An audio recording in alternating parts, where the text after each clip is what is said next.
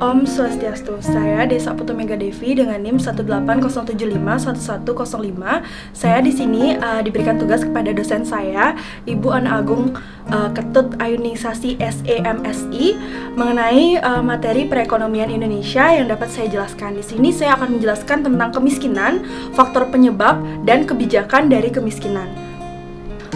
Kemiskinan. Yang dimaksud dengan kemiskinan adalah penduduk yang tidak mampu mencukupi kebutuhan dasar, di mana mereka hidup di bawah tingkat pendapatan real minimum atau di bawah garis kemiskinan internasional.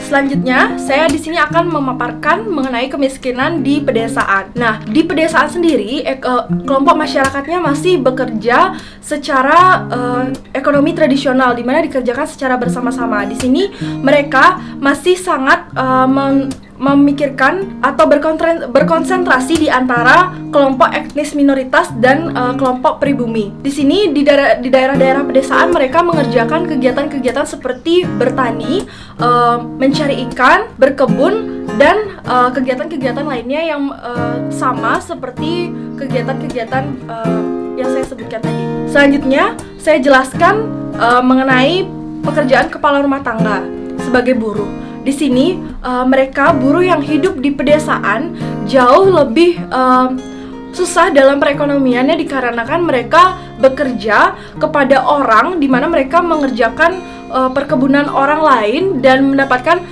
profit sharing atau pendapatan yang didapatkan dalam satu hari saja.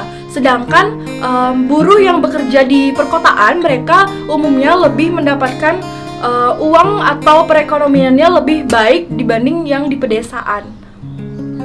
Selanjutnya saya akan menjelaskan kemiskinan yang pada kaum wanita. Di sini mayoritas kaum miskin baik di Indonesia maupun di dunia adalah kaum wanita. Kita tahu dan bisa kita bayangkan standar hidup penduduk termiskin akan terbayang bahwa hampir di semua tempat yang paling menderita adalah kaum wanita. Mereka beserta anak-anak yang paling menderita karena mereka kurang mendapatkan gizi, kurang mendapatkan sanitasi.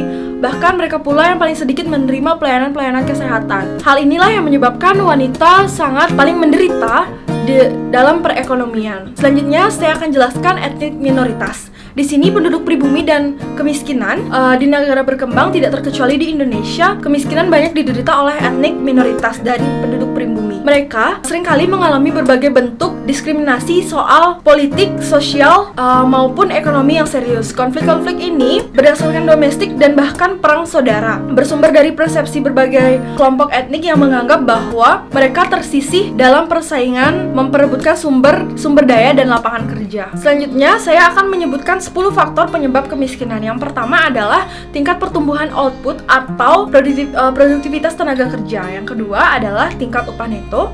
Yang ketiga adalah distribusi pendapatan.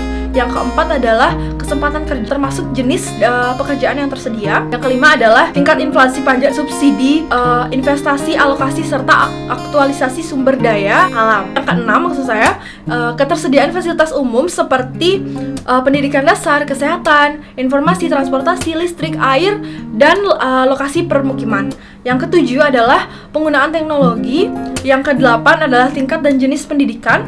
Yang kesembilan adalah kondisi fisik alam di suatu wilayah. Dan yang kesepuluh adalah kultur budaya atau tradisi. Selanjutnya saya jelaskan kebijakan kemiskinan. Ini yang saya jelaskan dari jaminan dan batasan sosial tepat sasaran. Yang pertama, bantuan pendidikan untuk 19,7 juta anak usia sekolah. Yang kedua, perluasan kesepakatan jaminan kesehatan dan jam sostek.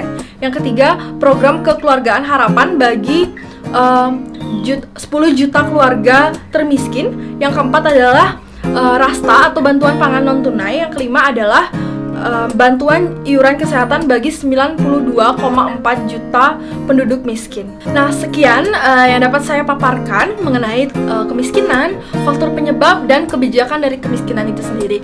Saya harap kalian semua yang mendengarkan akan mengerti dari penjelasan yang sudah saya paparkan tadi. Sekian dari saya, terima kasih. Om Santi Santi Om.